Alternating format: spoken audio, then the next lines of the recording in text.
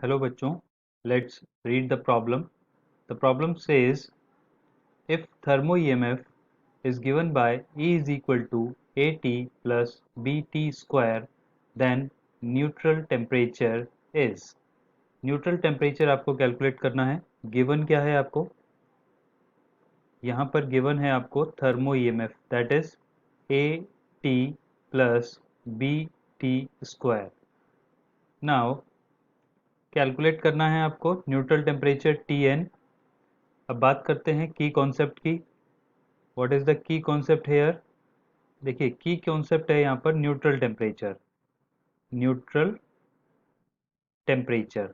Neutral temperature क्या होता है सबसे पहले समझते हैं न्यूट्रल टेम्परेचर को. किसी भी थर्मोकपल में अगर मान लीजिए ये दो जंक्शंस हैं, this is cold and this is hot junction. तो होता क्या है, जैसे जैसे हम हॉट जंक्शन का टेम्परेचर बढ़ाते हैं, मान लीजिए कोल्ड जंक्शन का टेम्परेचर 0 डिग्री सेंटीग्रेड पे फिक्स कर दिया और हॉट जंक्शन का टेम्परेचर T डिग्री सेंटीग्रेड है, इसको हम इंक्रीज कर रहे हैं, तो क्या होगा, जो थर्मो ईएमएफ है that will increase, but that will increase up to neutral temperature. उसके बाद थर्मो ईएमएफ डिक्रीज होना स्टार्ट हो जाएगा. तो न्यूट्रल टेम्परेचर क्या है? Neutral temperature is the temperature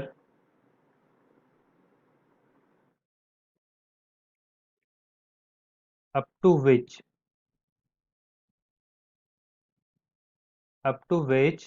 the EMF increases or the thermo EMF increases.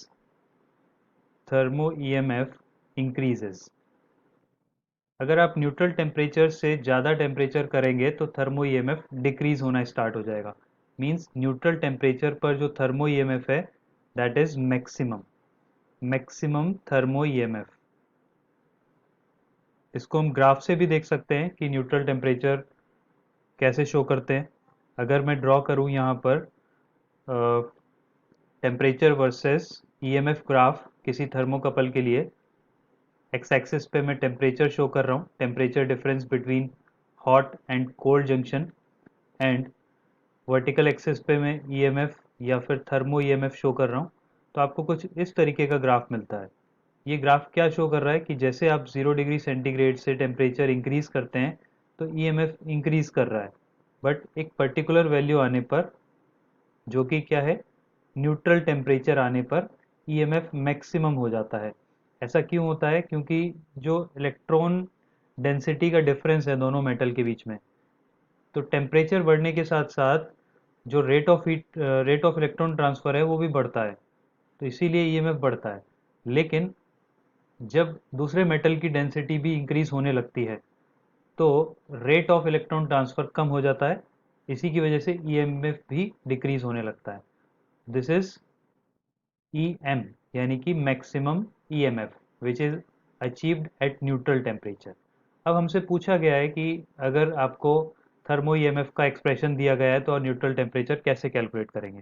देखिए न्यूट्रल टेम्परेचर कैलकुलेट करने के लिए हमें पता होना चाहिए कि एक एक्सप्रेशन है that is for thermo EMF which can be written as alpha T plus half beta T square. This is suppose equation number 2 and the given equation is suppose equation number 1.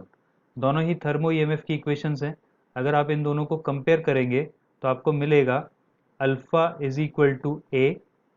Compare करिए आप, compare equation 1 and 2, तो alpha is equal to A मिलेगा आपको, and half beta is equal to B मिलेगा. यहाँ से आप calculate कर सकते हैं beta is equal to 2 times of B. Next आपको एक और इसमें कॉन्सेप्ट ये यूज़ करना पड़ेगा कि जो न्यूट्रल टेम्परेचर होता है that is minus time alpha upon beta. अब इसमें आप अल्फा और बीटा की वैल्यूज पुट करेंगे. जस्ट देखिए अल्फा की वैल्यू क्या है, स्मॉल ए. बीटा की वैल्यू क्या है, स्मॉल टू बी.